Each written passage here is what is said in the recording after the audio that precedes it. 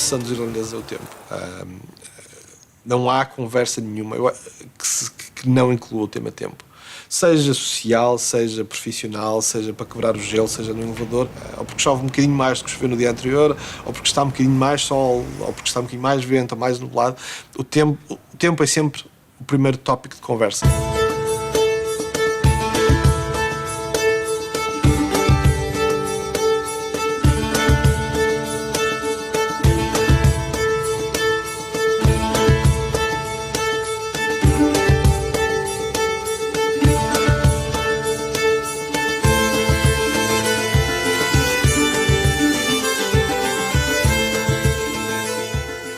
A Beactive é uma produtora de conteúdos.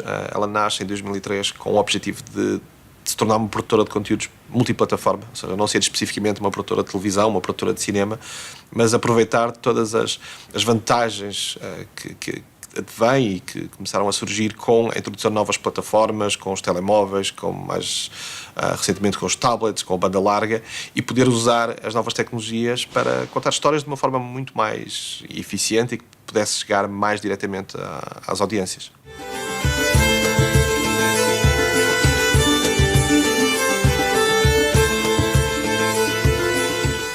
Nós começamos a fazer algumas relações com empresas irlandesas a partir de 2008, através da produção que fizemos para a Sony Pictures em Inglaterra do Diário de Sofia, e acabamos depois por comprar uma empresa com as quais nós temos algumas relações comerciais em 2011. E a partir daí estabelecemos a Beactive Irlanda, que se chama Beactive International, com o objetivo de, por um lado, produzir conteúdos para clientes, entidades, nomeadamente canais de televisão irlandeses, que têm feito desde 2011 até os dias de hoje, e também para usar como uma base para produzir conteúdos em língua inglesa, a pensar nos mercados internacionais.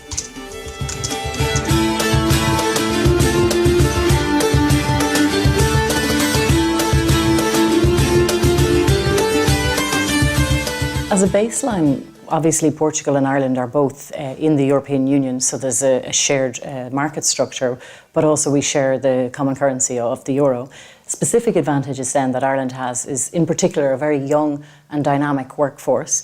Ireland has been rated as the country with the highest skilled labour force availability in the world. Obviously an English-speaking country with a young and well-educated population.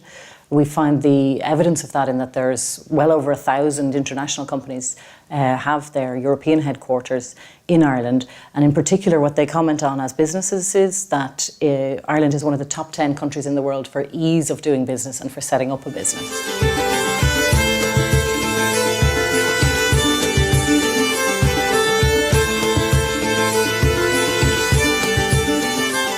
Bureaucracy has been reduced, red tape has been reduced, there's a single 12.5% corporation tax rate. These are all factors that contribute to an energy and a dynamism for business people interested in setting up in Ireland.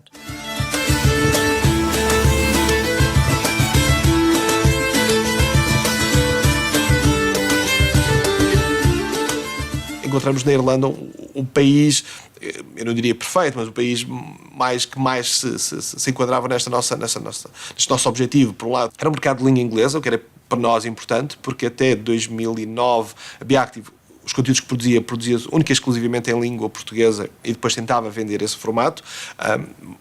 Recentemente temos tido uma outra abordagem, que é produzir também conteúdos em língua inglesa para, neste caso, não vender o formato, mas vender a série ou o filme como produto acabado que depois possa ser exibido à volta do mundo. E, por outro lado, a Irlanda olha para o setor do audiovisual como uma indústria e tem todo um conjunto de mecanismos, tem técnicos, equipas, infraestruturas e uma infraestrutura financeira e de apoio financeiro ao setor audiovisual que permite que a Beactive possa ter acesso e possa cofinanciar as suas obras usando os mecanismos que existem, que em Portugal nós não conseguimos encontrar mecanismos equivalentes.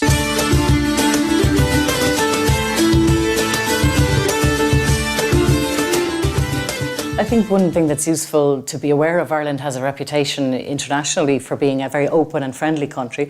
Economically, we're one of the most globalised countries in the world. And while there's a very strong focus on achieving results, people are very as you can see from the results that we've been achieving, for example, exiting the recession this year, there's still a focus on conversation and human contact. People are open to introductions, but also very analytical, and most business decisions would be research-based, and I think there's a strong cultural connection between Portugal and Ireland in how we approach business.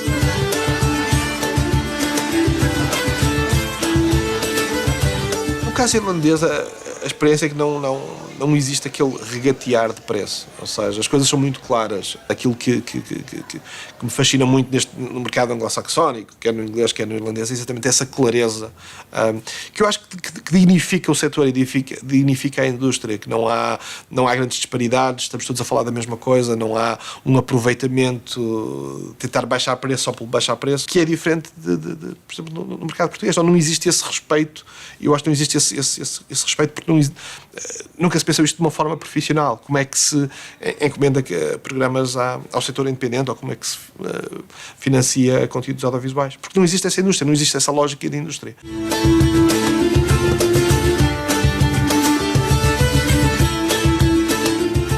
Ireland and Portugal have a very long historic link, way back in the 1500s. One of Don Juan's diplomatic envoys was in fact an Irishman. Lisbon and Portugal have always been destinations for Irish migrants. Back in the 1500s and 1600s, 1700s and onwards, there was a lot of migration from Ireland, and from that time where the communities, both religious and trading communities and merchant communities, were very well received in Portugal. We still have the shared heritage of, for example, the Colégio de Bom Sucesso in Belém. There was an Irish college until the 1800s in the heart of Lisbon near the castle, and also St. Dominic's Church in Corpo Santo.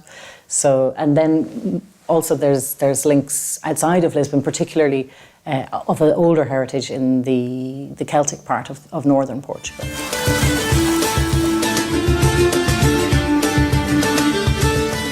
O português e o irlandês eu acho que são muito parecidos, por vários motivos. Eu acho que são, temos a influência céltica.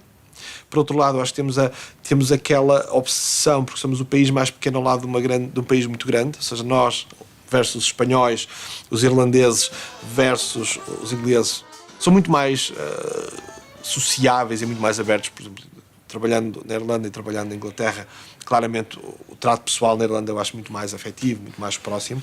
Na Irlanda existe uma cultura muito do álcool, existe a cultura do pub, consome álcool em quantidades completamente diferentes daquilo que nós consumimos em Portugal, e o álcool é quase uma obrigação social. Eu acho que os negócios também se fazem aí, não é? Como em Portugal se fazem nos almoços, nos jantares, lá também se fazem almoços e jantares, mas também se faz muito na cultura de pub.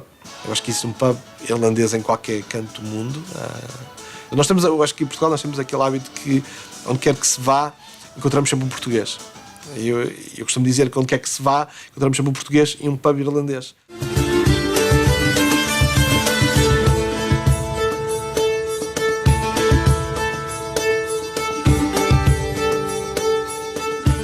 Ireland culture is very strong in many different aspects. As you'll see that one of our national symbols is the harp, obviously a musical instrument. And we found there's a very strong shared interest in the music traditions, both the Celtic and instrumental traditions, but also the fado music, in fact, has a very interesting counterpart. In Ireland, we have a style of singing called sean-nós, which literally means, in the Irish language, old style singing, and is very close in many ways to the emotion of fado. And I suppose the fact of being an English-speaking country, but also with a bilingual heritage, it adds to the richness of the cultural background of the country.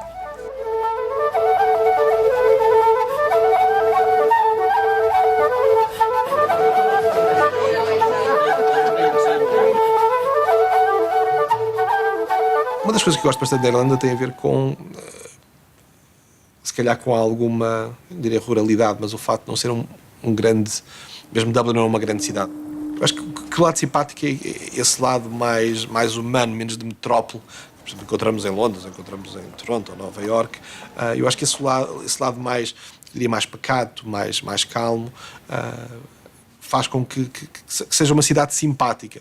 Por outro lado, sendo uma cidade e sendo uma capital e tendo uma ligação muito próxima, por um lado aos Estados Unidos e por outro lado à Inglaterra, faz com que tenha uma grande afluência cultural, desde de espetáculos de teatro concertos, e eu acho que essa é uma vantagem, uma das coisas que gosto bastante em Dublin.